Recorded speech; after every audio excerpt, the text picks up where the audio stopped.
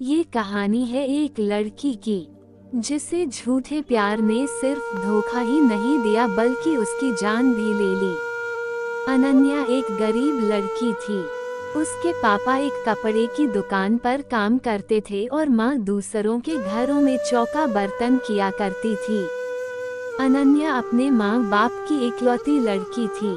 उसके माँ बाप ने उसे बड़े लाड प्यार से पाला था। वह चाहते थे कि अनन्या पढ़ लिख कर बड़े आदमी बने, जिससे उसके सिर से गरीबी का कलंक मिट जाए। अनन्या ने जब 10वीं का इम्तिहान पास किया तो उसके माँ बाप बहुत खुश हुए। उन्होंने कस्बे के एक इंटर कॉलेज में उसका नाम लिखवा दिया। इंटर कॉलेज उसके घर से थोड़ी दूरी पर था, इसलिए उसके माँ बाप ने किसी तरह पैसों का जुगाड़ करके उसे एक पुरानी साइकिल भी दिला दी, जिससे अनन्या को स्कूल जाने में परेशानी न हो। अनन्या जब साइकिल पर बैठकर स्कूल जाती तो उसे लगता जैसे वह आसमान में उड़ रही हो। ये उसका बहुत पुराना सपना था जो उसके माँ बाप की वजह से पूरा हुआ। इसलिए वह रोज समय से स्कूल पहुंच जाती और मन लगाकर पढ़ाई करती। लेकिन एक दिन अनन्या की जिंदगी में एक नया मोड़ आया। दोपहर का समय था। स्कूल से छुट्टी होने पर उसने अपनी साइकिल ली और घर की ओर चल पड़ी। लेकिन अभी वह थोड़ी दूरी पर ही आई थी कि पीछे से आती एक बाइक उसके बगल से गुजरी। बाइक को जो लड़का चला रहा था वह उसके ही उम्र का था। लड़के ने थोड़ा आगे जाकर अपनी बाइक रोक दी और अनन्या को रुकने का इशारा किया। अनन्या उस लड़के को अक्सर रास्ते में देखा करती थी। जब भी वह स्कूल जाती और स्कूल से आती थी तो वह लड़का सड़क के किनारे खड़ा होकर उसे देखा करता था। शुरू में उसे देखकर अनन्या को बहुत गुस्सा आता था, लेकिन धीरे धीरे वह उसे अच्छा लगने लगा था।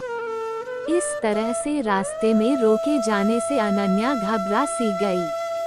पहले उसका मन हुआ कि वह अपनी साइकिल आगे बढ़ा दे, लेकिन फिर न जाने क्या सोचकर उसने अपनी साइकिल में ब्रेक लगा दिया। वो लड़का अनन्या के पास आ गया और धीरे से बोला, मेरा नाम सुमित है। मैं रोज आपको स्कूल जाते हुए देखता हूँ। अगर आप बुरा ना मानो तो मैं आपसे कुछ कहना चाहता हूँ। अनन्या के मुंह से सिर्फ इतना ही निकला, क्या? सुमित ने अपनी शर्ट की जेब से एक गुलाब की कली निकालकर उसके हाथ में रख दी और उसकी मुट्ठी बंद करते हुए बोला, मैं तुमसे बहुत प्यार करता हूँ। उठते बैठते सोते जागते हर समय बस तुम्हारे बारे में ही सोचता रहता हूँ। सुमित और भी बहुत कुछ कहना चाहता था पर अनन्या ने उसे चुप करा दिया। फिर सुमित ने अनन्या की आंखों में आंखें डालकर पूछा, तो आपको मेरा प्यार कबूल है? अनन्या शर्मा गई। उसने चुपचाप हाँ में अपनी गर्दन हिलाई और साइकिल पर बैठकर तेजी से साइकिल चलाते हुए अपने घर को चली गई। इस तरह अनन्या और सुमित की बातचीत शुरू हो गई। सुमित रोज उसके लिए कोई ना कोई गिफ्ट लाता और उसके लिए जीने मरने की कस्में खाता। उसकी बातें सुनकर अनन्या दीवानी हो जाती और सपनों की दुनिया में खो जाती। एक दिन सुमित ने अनन्या को कहीं घूमने चलने के लिए कहा। पहले तो अनन्या ने जाने से मना किया, लेकिन फिर वह तैयार हो गई। उस दिन अनन्या बहुत खुश थी। वह समय पर बताई हुई जगह पर गई, जहां पर सुमित ने उससे मिलने के लिए कहा था। सुमित ने अनन्या की साइकिल को एक दोस्त की दुकान पर खड़ी कर दी और अनन्या को बाइक पर बैठाकर चल पड़ा। सुमित अनन्या को लेकर एक नदी के पास पहुंचा। वहां पर उसने अपनी बाइक खड़ी कर दी और दोनों घास पर बैठकर बातें करने लगे। सुमित ने अनन्या से एक दो बातें की, फिर वह उसके करीब आ गया और उसके चेहरे से खेलने लगा। धीरे धीरे अनन्या पर एक नशा छाता चला गया। शायद वह सुमित के मन की बात समझ नहीं पाई, इसलिए उसने अपने आप को सुमित के हवाले कर दिया। दोनों एक दूसरे के प्यार में खो गए और दो जिस्म एक जान हो गए। अभी वह दोनों ठीक से नॉर्मल भी नहीं हो पाए कि तभी न जाने कहां से वहां पर 3 लड़के आ गए। उन्हें देखकर अनन्या डर गई और जल्दी जल्दी अपने कपड़े ठीक करने लगी। ये देखकर एक लड़के ने उसका हाथ पकड़ लिया और अपने पास खींचते हुए बोला, इतनी भी जल्दी क्या है? हम भी तो तुम्हारे दीवाने हैं, थोड़ा हमारा भी तो मनोरंजन करा दो। अनन्या आंखों में आंसू लिए सुमित की ओर देख रही थी, पर वह अनन्या की मदद करने के बजाय हंस रहा था। ये देखकर अनन्या का दिल टूट गया, यानी कि यह सब सुमित की एक सोची समझी चाल थी। अनन्या आगे कुछ सोच ही नहीं पाई, क्योंकि वह 3 लड़के उसके ऊपर भूखे भेड़िए की तरह टूट पड़े थे। अनन्या मदद के लिए चिल्लाती रही और वो उसे नोचते रहे। कुछ ही पलों में अनन्या की सहन शक्ति ने जवाब दे दिया और वह बेहोश हो गई। लगभग 1 घंटे के बाद अनन्या को होश आया। वह तीनों लड़के और सुमित वहां से जा चुके थे। दर्द की वजह से उसके शरीर में जान ही नहीं बची थी। उसकी आंखों के आगे अंधेरा छाया हुआ था। उसके सारे सपने चूर चूर हो चुके थे।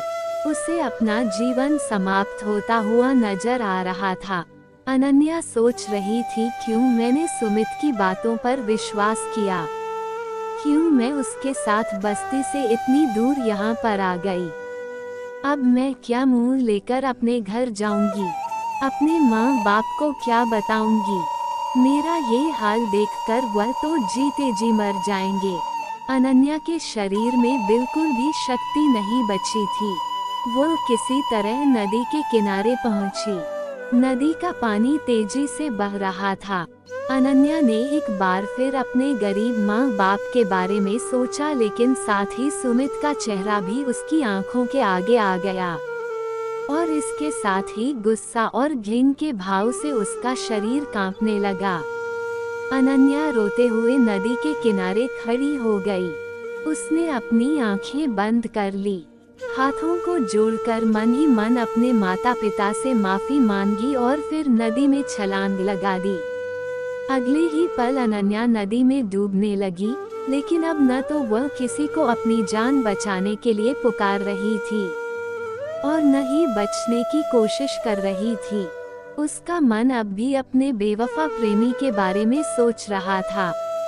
वह सोच रही थी कि क्यों मैंने उसकी बातों पर इतना एतबार किया, क्यों मैंने उसे प्यार किया, क्यों मैं उसकी नीयत को समझ नहीं पाई और फिर वह नदी की गहराई में डूबती चली गई। झूठे प्यार ने उसे बर्बाद कर दिया, उसकी जान ले ली। किसी से प्यार करना, किसी पर एतबार करना बुरा नहीं है, लेकिन अपने भीतर जज्बातों को पहचानने की क्षमता भी रखिए। किसी की बातों पर एतबार करने से पहले उसे एक बार जरूर परखिए। किसी को अपना तन मन सौंपने से पहले उसके नतीजे के बारे में भी जरूर सोचिए, नहीं तो आप भी अनन्या की तरह धोखा खा सकते हैं। आप भी उसकी तरह ठगे जा सकते हैं। आप ऐसे लोगों को क्या कहना चाहेंगे?